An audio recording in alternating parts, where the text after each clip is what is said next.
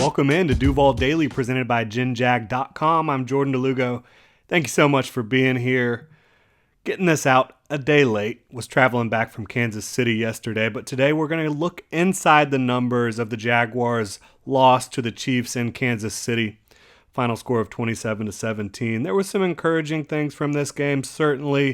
There was also some disappointing developments, but we'll get into all of that right now here on Duval Daily. I'd like to remind you to follow me on Twitter, at Jordan Lugo, Generation Jaguar, at Generation Jag. Hit that like and subscribe button on YouTube, and if you want to support the channel further, you can check out GenJag.com, become a channel member here on the YouTube channel. Lots of different ways to support. Really appreciate it. Could not be doing this without y'all. Let's get into it, though. Jaguars versus Chiefs inside the numbers. 0 penalties on the Chiefs. That's always a red flag for me, right? You see, the Jaguars were not heavily penalized in this game either, but when you see a team has 0 penalties on the day, that's usually an incredible outlier, right? You just do not see that happening very often. And quite frankly, there was certainly penalties that could have been called. I thought the Chiefs' offensive line was incredibly grabby in this one. But we're not going to harp too much on the penalty situation. Just something that I did want to mention, because it is rare to see a team play a completely clean game from a penalty standpoint. I don't think the Chiefs did play a clean game from a penalty standpoint, but they didn't get called for anything at home in Kansas City. Certainly doesn't quite feel like the Jaguars had a fair shake on the penalty front. 0. The number of sacks the Jaguars had against the Chiefs. This pass rush has kind of fallen apart over the course of the season. You had Josh Allen and Trayvon Walker start out really strong. DeJuan Smoot has had some ups and downs, had a really good 2-week stretch prior to this one. But the Jaguars were not able to record a single sack against the Chiefs in Kansas City. And part of that is Patrick Mahomes being a magician back there, being able to avoid everything. Part of that is they were moving him. They were getting him off of the general spot, getting him outside of the pocket, and making it difficult for the Jaguars to get home in that regard. Then you also had poor coverage down the field, both from the Jaguars linebacking core and the left side of the field at that left cornerback position, whether it was Trey Herndon, whether it was Buster Brown. You also had Rayshawn Jenkins struggling a little bit in coverage, giving up some big plays down the field. So you have the coverage issues. You also have Patrick Mahomes being an absolute freak. You also have no creativity, no advanced hand usage, no moves, no arsenal of pass rush moves that you're seeing from the Jaguars pass rushers. You knew Trayvon Walker was going to take some time to develop those pass rush moves. Right now, he's pretty much just got a long arm, a bull rush, and a speed to power. And then Josh Allen on the other side. This is the guy you expect to be a polished pass rusher in year 4 in the league. I don't know if it's the Jaguars coaching from outside linebacker coach Bill Shuey to defensive coordinator Mike Caldwell, or if it's just these guys are underperforming. I think it's a combination of both of those, and I also think it has a lot to do with the lack of coverage down the field outside of guys like Tyson Campbell and Andre Sisco. But it wasn't good enough. 0 sacks against the Chiefs after they gave up 4 sacks, I believe, the week prior. It just looked like a team that was out-game planned, out-talented, and outworked when you look at the Jaguars' pass rush and their coverage. 0 points scored off 3 stolen possessions in the first half. Doug Peterson comes out ultra aggressive, right? He comes out and kicks an onside kick on the first kickoff of the game, the opening kick, gets it back. Riley Patterson does a great job on that. And then what happens? No points. Then Chiefs' first offensive possession of the game. They drive the ball down the field. Rayshawn Jenkins, who I mentioned struggled a bit in coverage, did not struggle against the run. He was able to force a fumble on Isaiah Pacheco. Devin Lloyd scoops it up, and the Jaguars are able to steal that possession. Again, leads to no points. then they steal one even later in the first half. And they get the ball in plus territory with a few seconds left in the first half, and Riley Patterson can't convert a fairly simple field goal. He started 0 for 2 on the day, finished 1 of 3 in the field goal department.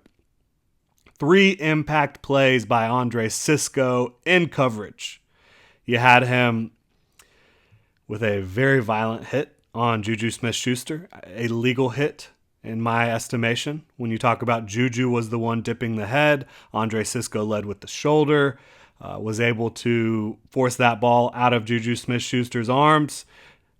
Next possession, you have Andre Cisco yet again able to lead with his shoulder, impact Marquez Valdez-Scantling at the catch point, force another incompletion, and then later in the game, he's in single coverage on Jerick McKinnon. Patrick Mahomes makes a mistake that you do not see Patrick Mahomes make very often, and he forced the ball in there. Andre Cisco made him pay. Andre Cisco had his best game as a pro. He looked like the ball hawk, that you saw regularly wearing orange and blue at Syracuse. The ball hawk that you've seen at times throughout his time with the Jaguars. And now you look at the last 3-4 weeks, he's been getting his hands on the football, almost had a pick six last week, could not maintain possession of it, even though it was an uncontested one. But for Andre Cisco to make those impact plays in coverage that he was able to make in his second year in the league, it was beautiful. Absolutely beautiful. 5. That's the number of sacks the Jaguars' offensive line allowed. And not all of these sacks were on the Jaguars' offensive line. There were certainly some moments where the Chiefs' coverage just locked down the Jaguars' receivers, but the offensive line did not perform at a high enough clip, specifically on the right side. You look at Jawan Taylor, he got abused by Carlos Dunlap on one play, got abused by Chris Jones on another. Brandon Sheriff, who is a really, really expensive, high-priced, talented right guard, a captain, a leader,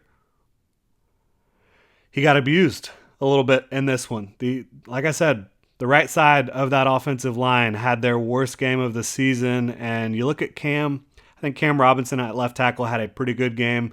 Obviously had the illegal man downfield, which the coaches took the blame on that one, negated a touchdown, but he played all right.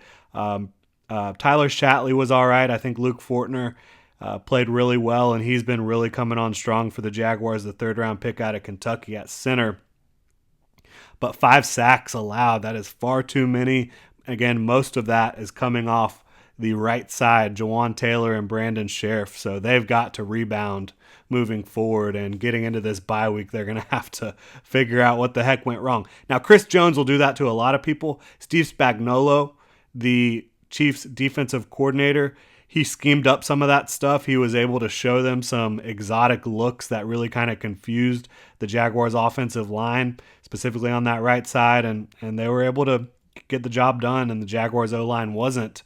Bit of an outlier for the Jags. You know, they've been a really solid pass protecting unit in 2022. Jawan Taylor has, Brandon Sheriff has. They didn't get the job done today, though. 5 sacks allowed. 4 of those sacks came at the hands of Brandon Sheriff and Jawan Taylor, unfortunately. They'll have to rebound. I think they will. 6 is the number of yards allowed in primary coverage by Tyson Campbell, playing as one of the best cornerbacks in football right now. Teams are trying to avoid him. They also realize they just look at the other side of the field and there's usually going to be someone open. But no, Tyson Campbell is playing great football. He's a lockdown cover corner right now. He gives maximum effort both in coverage and against the run, and he only allowed 6 yards in coverage against the Chiefs. 8 shots taken down the field by the Jaguars of 20 yards or more. That is an encouraging development for me. They weren't all ultimately successful. You had Trent McDuffie making some good plays down the field. You had Christian Kirk dropping the one early on the first drive that should have been completed. But you saw the Jaguars pushing the ball down the field a little bit more in this contest. I think that is an encouraging development because in this league, you need to be able to create chunk plays with the passing game. The Jaguars have been able to do that a lot this season with Travis Etienne, But now you're starting to see them try a little bit more to push the ball down the field, and it's something they really just weren't even trying to do over the course of most of this season. But 8 shots over 20 yards downfield, I think that's a big encouraging sign.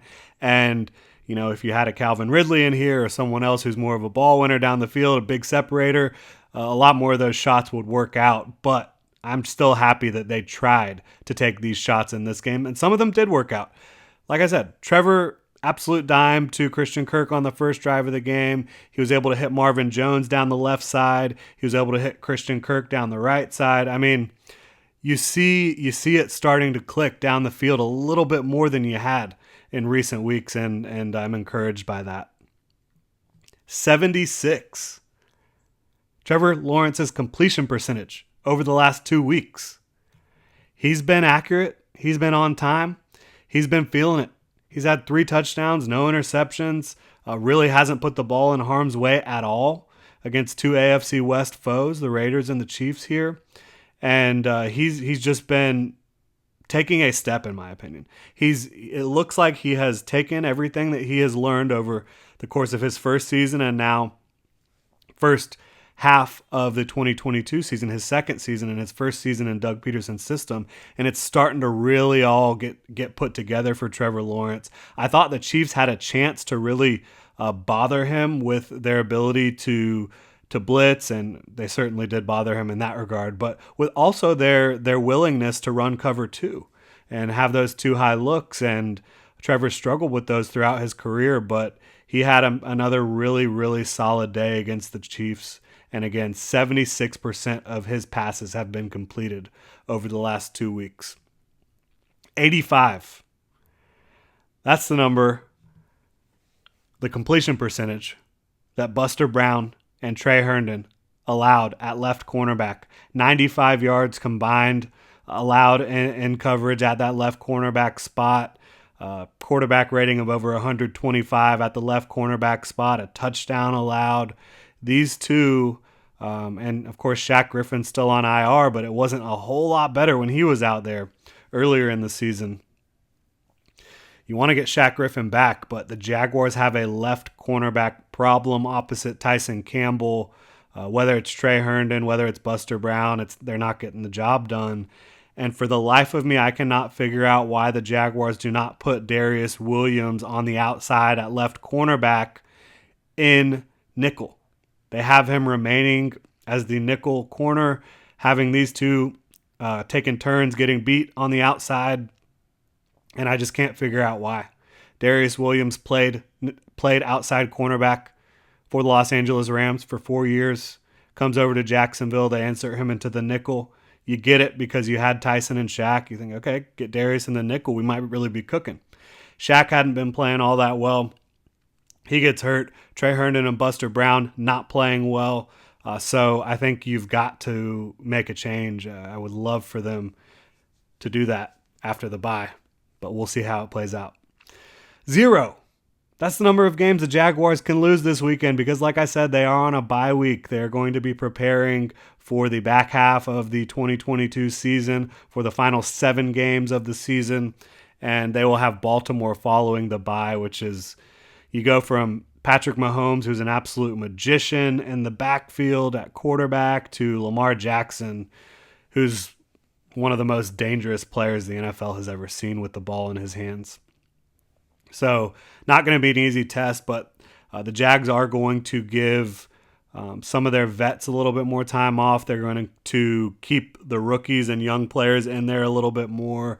And Doug Peterson believes this is a team that cannot have a full bye week, that they need to get that work in a little bit more than some of the teams he's coached in the past, and I tend to agree with him. But the Jaguars, 0. They cannot lose a game this weekend. They can't hurt you this weekend, so I think it'll be a good time for Jags fans to sit back, relax for a little bit, a good time for this team to get back into the classroom, back onto the practice field, and figure out what's going wrong on both sides of the ball.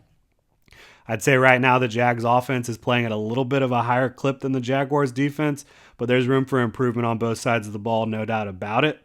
and they're gonna need to improve. They're gonna need to show some fight, some ability to win some football games. They've lost now 6 of their last 7. 7 of their last 8. Hasn't been pretty.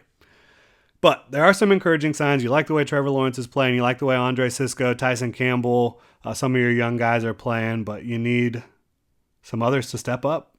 You need to see, can Mike Caldwell get this defense moved in the right direction? Can he figure it out? Because he came out this season looking like a genius, right? First 3 weeks, Jags defense was unbelievable. They struggled a little in Washington, but absolutely demolished the Colts and the Chargers. They were looking like one of the better young defenses in the league, and now they're looking like a unit you can't rely on. So we'll see how it goes. But that is inside the numbers of the Jaguars' Week 10 loss to the Chiefs in Kansas City. I'd like to remind you to follow me on Twitter at Jordan DeLugo, Generation Jaguar at Generation Jag. Please hit that like and subscribe button on YouTube. And if you want to support the channel further, again, go check out genjag.com. You can pick up some new gear. You can also become a channel member here on YouTube, get discounts at genjag.com, and a lot of other cool perks. Thank you so much for tuning in, Duval. Have a great rest of your Tuesday.